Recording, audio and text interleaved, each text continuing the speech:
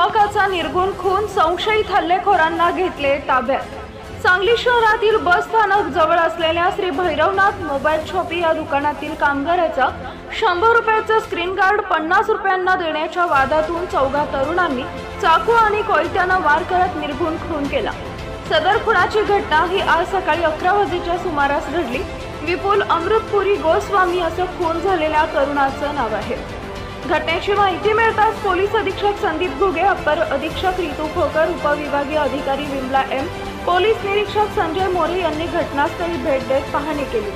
सांगली शहर पोलिसांनी तातडीनं तपासाची चक्रे फिरवून अवघ्या काही तासात हल्लेखोरांना ताब्यात घेतलंय। रद्दारीच्या ठिकाणी खुनाची घटना घडल्यानं खळबळ उडाली होती। दरम्यान घटनास्थळी बघ्यांनी मोठी गर्दी केली होती।